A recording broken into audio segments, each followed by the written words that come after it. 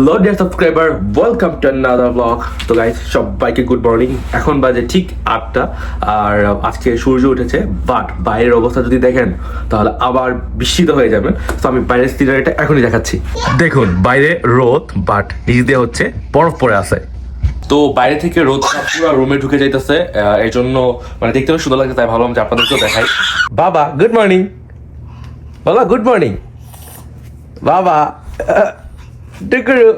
Good morning.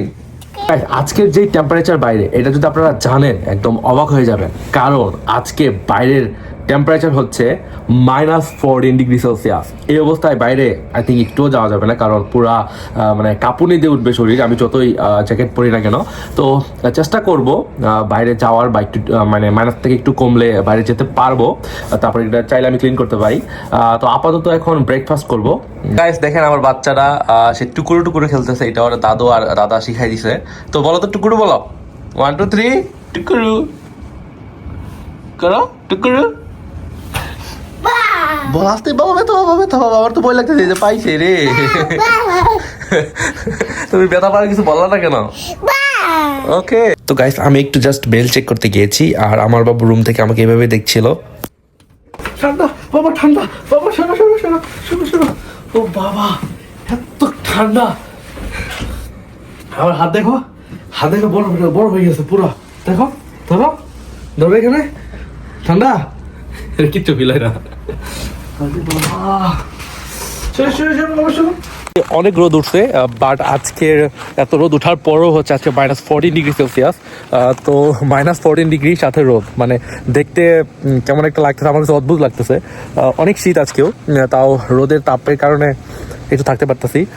তো আপনাদেরকে কিছু দেখাই আমি। আমরা 2 দিন আগে এই রাস্তাটা ক্লিন করেছিলাম, ইসু ভাই ক্লিন করেছিল। তো দেখেন আবার এরকম হয়ে গিয়েছে, তো পুরোটাই আবার বরফের চাদরে ঢেকে গেছে। আসলে কিছু করার নাই, যেহেতু বরফ পরে এরকম হবেই।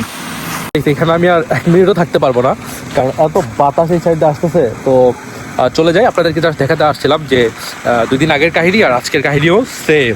2 দিন আগের থেকে আজকেটা আরো বেশি, কারণ আজকে -14°C। তো গাইস, আজকের দুপুরের খাবারটা একটু বেশি ইয়াম্মি, কারণ আজকের দুপুরের খাবারে আমাদের রান্না হয়েছে ক্যাপসিকাম দিয়ে ফিশ। সবাই একবার কালারটা দেখুন, জাস্ট ওয়াও। কালারটা দেখতেই ওয়াও লাগতেছে, যেহেতু তার মানে খেতে অনেক ভালো লাগবে, তাই না? সত্যি খেতে অনেক মজার ছিল। তো গাইস, এই আইটেমের সাথে সাথে আরো একটা আইটেম রান্না হয়েছিল ফুলকপি দিয়ে মাছ, এইটাও অনেক মজার ছিল। তো গাইস, রান্নাটা শেষ হওয়ার পর ঠিক এরকমই দেখতে হয়েছে, আর খেতেও কিন্তু অনেক মজার। তো গাইস, এখন হচ্ছে দুপুর 2:30 বাজে, আর আমি খাওয়া স্টার্ট করলাম। তো এটা হচ্ছে ডিম দিয়ে আর টমেটো দিয়ে সুন্দর একটা ডিশ বানাইছে, আর এখানে হচ্ছে মাছ দিয়ে, ক্যাপসিকাম দিয়ে, আর কি যেন দিত না। তো দেখতে অনেক ইয়াম্মি লাগতেছে, আর খেতেও মনে হচ্ছে অনেক মজা লাগবে, গ্রান আসতেছে একটা। তো কথা না পারি, আমি খাওয়া স্টার্ট করি। ওকে, বিসমিল্লাহ। সেই টেস্ট, সেই এত মজা। আমার বউয়ের হাতে রান্না একবার খাইলে সারা জীবন মনে থাকবে।